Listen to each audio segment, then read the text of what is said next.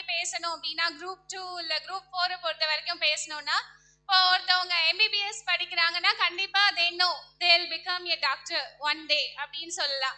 Engineering படிக்கிறாங்கன்னா இன்ஜினியரிங்ல வேலைக்கு போகலாம், இல்ல வேலைக்கு போகலான்னு படிக்கிறோம்னு சொல்லலாம். ஆனா டிஎன்பிஎஸ்சி படிக்கிறோம், பேங்கிங் யூபிஎஸ்சி படிக்கிறோம்னா we don't know the result.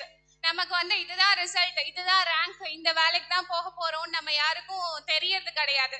It's all hope. அந்த நம்பிக்கையோட தான் நம்ம தொடங்குறோம். ஒவ்வொரு நாளும் அந்த நம்பிக்கையோட தான் படிக்கிறோம். நிறைய பேருக்கு செல்ஃப் டவுட் இருக்கும் இந்த எக்ஸாம் படிக்கிறப்போ. அந்த செல்ஃப் டவுட் எல்லாருக்குமே இருக்கும். இன்னைக்கு எக்ஸாம் கிளியர் பண்ணி யூபிஎஸ்சி பாஸ் பண்ணி ஐஏஎஸ்ஆ இருக்கிறவங்களும் ஒரு நாள் நம்ம இந்த இடத்துல இருப்போமான்னு செல்ஃப் டவுட்டோட தான் படிச்சிருப்பாங்க. ஸோ இப்போ படிச்சுட்டு இருக்கிற ஆஸ்பிரன்ஸுக்கு நான் என்ன சொல்ல விரும்புறேன்னா, உங்களுக்கு எவ்வளோ செல்ஃப் டவுட் இருந்தாலும் பரவாயில்ல, ஒரு நாளைக்கு ஒரு போர்ஷன் எடுக்கிறீங்களா, அதை படிச்சு முடிச்சிடுறீங்களா, அந்த நிம்மதியோட தூங்குறீங்களா, அது போதும். அதை தொடர்ந்து செஞ்சீங்கன்னா கண்டிப்பா நீங்க எக்ஸாம் கிளியர் பண்ணிடலாம். சில